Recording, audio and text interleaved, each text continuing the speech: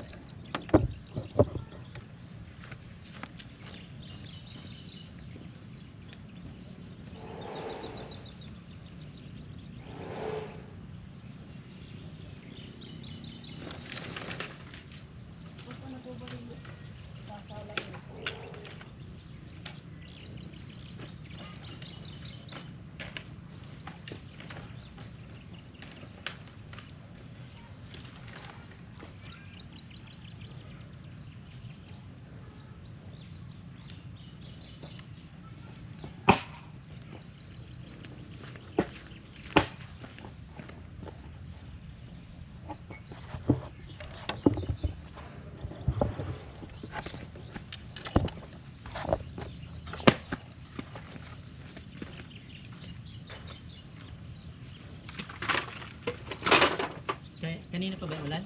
Po. Kanina lang yung ulan. Kagabi wala. Aba, ay ng mga bandang ano po. Ay, 6 porata hanggang 5 po. Umaga. Kanina madaling araw lang. Pero kagabi wala.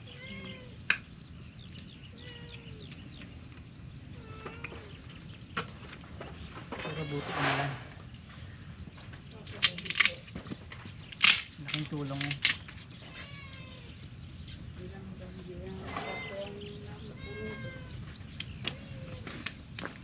Malakas ba? Bugsuat? Abog pa. Pwede na. Gising ko. Biglang bugso Oh, na. alas 5. Oh, meron pa. Alas Eh, 4. tapayo ako. Nakita ko maliwanag pero umuulan. Hindi umuulan. Alas 4 hanggang alas 5. Ay, ko anong gawa kahapon. Hindi basa yung ano ko yun. Damit ko yun. Call tayo siya. Laglag na ba tayo? Oo. Hindi siya naglaro eh. Sabi ko niya, babansanin siya na. Ito GC. Ay, ang laki. Doon siya, marami siya. Isang ganito. Ang na. Ito. Ngayon ako na. Laglag Doon pa siya. yung kinakain. Mamaya lang, siyang daray kong gano'n. Dami na pang hindi nataniman eh. Ano yung gano'n dulo? Puro pang huli. Pag kanina yun, bukas na sila. Nga, pita sa kain mo. Malalaki ba yung huli? Ano? Kung walang butas, butasan mo na lang at tanim. Kailangan natin may tanim talaga.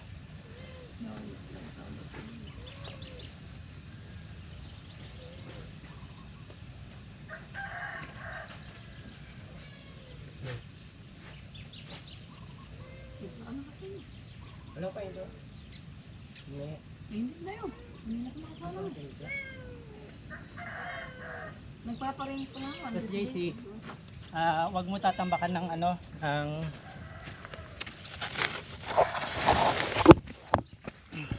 ng lupang ano, basa. Ay, salamat Lord at merong konting ambon. Umulan kagabi kaya sinwerte kami sa konting basa ng ulan. Ito na yung mag-aararo. Pero syempre, kape tayo. Kape sa maulang umaga. Ay, teka lang. Punta muna natin yung nag-aano.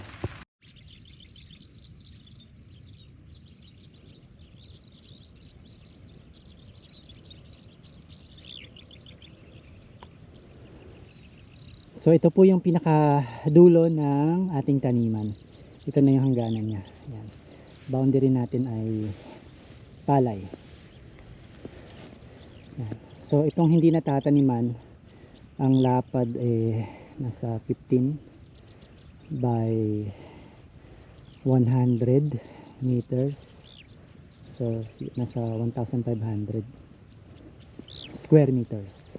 So 15 yung lapad, tapos yung haba nilakad ko mula doon sa dulo ng mulch hanggang dito.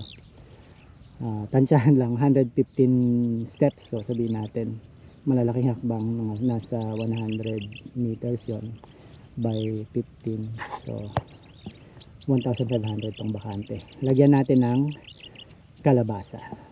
Ayan.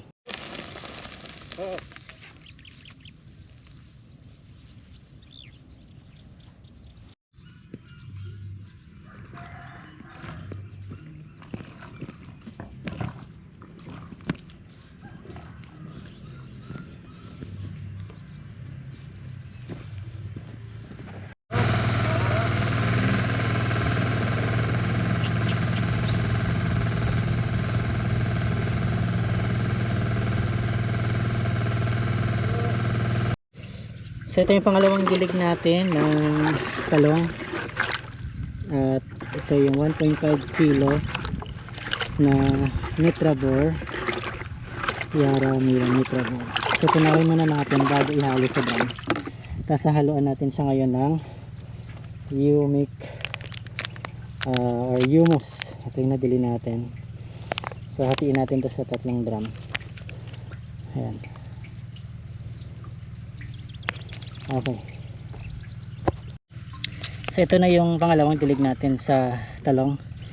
Nilagay ko na yung 1.5 kilo ng Yara Mila Nitrabor. Ayan, para matunaw na natin. Hahaluan din natin ng humus. Humus na to kasi is 100 gram mixed with 50 kilogram na fertilizer. So siguro mga 2 tablespoon dito sa 20 liter na tubig. Okay, dito ka na lang ihalo.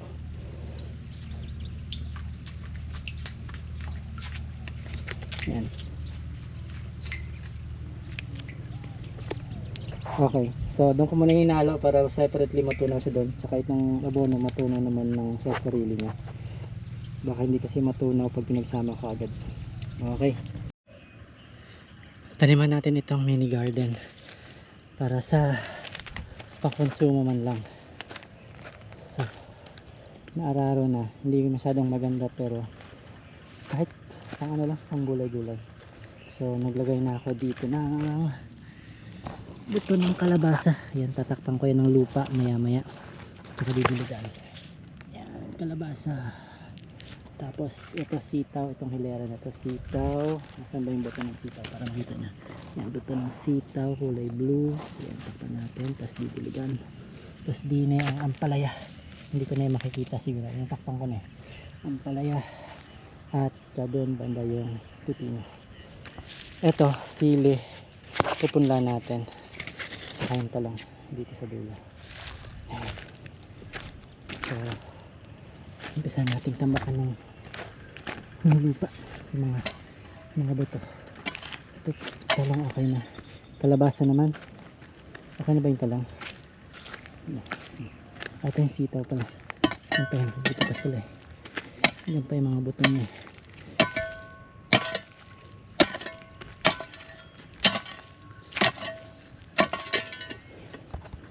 Ayan, inabot na kami ng hapon ng pagdidilig. Ito yung pangalawang dilig na merong